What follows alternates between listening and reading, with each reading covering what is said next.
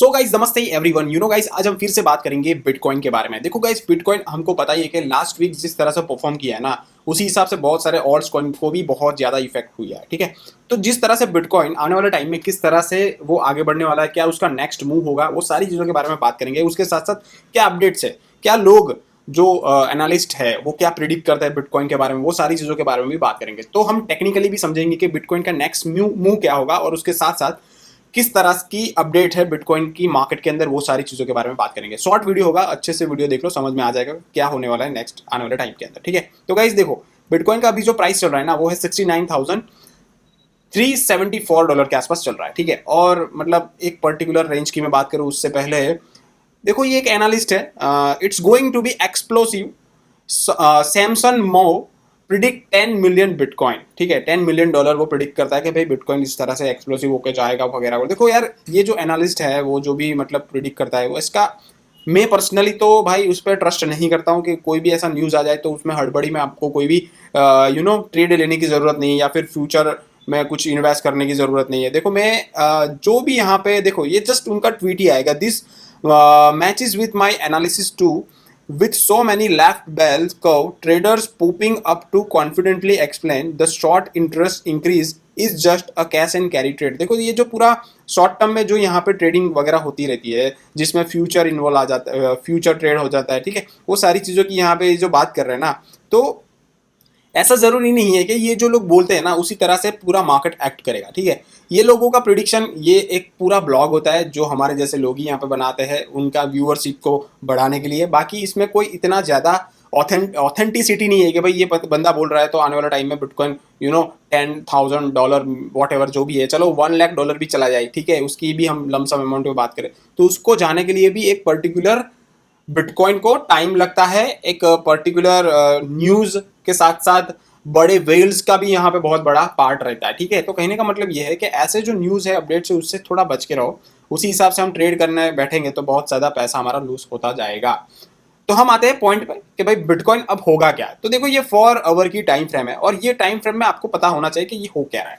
देखो, ये जब बिटकॉइन उसका जो 72,000 ये जो पूरा रेजिस्टेंस लेवल है ना, उस पे बहुत बार उसने टच किया हुआ है। 1 बार, 2 बार, 3, 4, 5, 6, 7, 8, 9 और 10 बार उसने ये वाला जो रेजिस्टेंस लेवल है ना उस पर टच करके वो वापस से नीचे आया है। ठीक है, और एक बार हमने एक डाउन ट्रेंड भी मैंने बताया था कि ये डाउन ट्रेंड को बिटकॉइन कहीं ना कहीं फॉलो करता है, तो आपको बहुत ज़्यादा यहाँ पे लॉस होने की संभावना है। बट यहाँ से उसने बाउंस बैक किया था। ठीक है, ये वाला जो पॉइंट है, यहाँ से बाउंस बैक किया और यहाँ से बाउंस बैक किया, जिससे एक अच्छा होप मिल गया कि वापस से बिटकॉइन ने एक अच्छी दौड़ पकड़ ली है। ठीक है, और वापस से उसने ये वाली जो ट्रेड लाइन है ना व्हाइट कलर की, यहाँ पे आप क्लियरली देख पा रहे हो कि मैं कहना क्या चाहता हूँ कि व्हाइट कलर की ट्रेड लाइन थी, उसने कितनी बार फॉलो किया, 1 बार, 2 बार, 3 बार, 4 बार, ये और 5वीं बार। ठीक है, 5वीं बार ये ट्रेड लाइन को उसने थोड़ा बहुत ब्रेक डाउन करके नीचे आ गया है। यहाँ पे आप देखोगे तो समझ में आ जाएगा, सिंपल है, बहुत ही ज्यादा कॉम्प्लिकेटेड नहीं है एनालिसिस। ये जो डंप आया ना, ये वाला, मतलब आप समझो ये कितना डंप आया, 5% का डंप है, यानी कि $3,500 के आसपास का ये डंप है। और ये डंप की वजह से ऑल्ट्स कॉइन में बहुत ज्यादा गिरावट भी हमको देखने को मिली।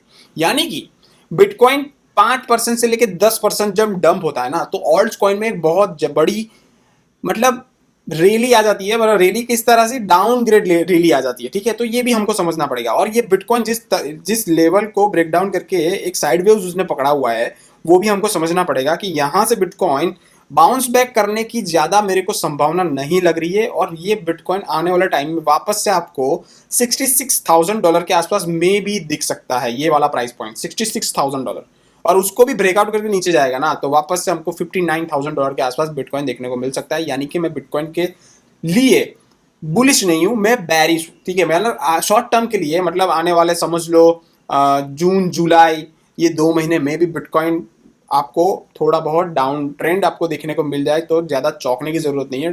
टेक्निकल एनालिसिस ये बोल रहा है। ठीक है, बाकी आपका क्या ओपिनियन है, क्या वन डे की जो टाइम फ्रेम है उसमें भी आपको थोड़ा बहुत आइडिया आ जाएगा कि मैं कहना क्या चाहता हूँ। ठीक है, ऑलवेज हम वन डे का सॉरी टाइम फ्रेम को हम फॉलो करते हैं, तो ये पर्टिकुलर ट्रेड लाइन से ये थोड़ा बहुत साइड वेव हो चुका है। दैट मीन्स ये जो पॉइंट है ना काफ़ी क्रिटिकल है बिटकॉइन के लिए, ये वाला जो पॉइंट है, ठीक है, ये काफ़ी क्रिटिकल है। जिसको हमको डेफिनेटली ऑब्जर्व करना है आने वाले टाइम के लिए। और अभी जो मार्केट है बिटकॉइन की हिसाब से देखा जाए तो भाई बिटकॉइन अभी ज़्यादा से ज़्यादा वॉलेटाइल हम बोल सकते हैं, ठीक है, कंपेयर टू अदर चीज़ों की मैं बात करूँ तो, राइट। कोई पर्टिकुलर ट्रेंड नहीं दिख रहा अब आने वाले टाइम में, या तो जिस तरह से मैंने बोला, या तो $66,000 या तो $59,000।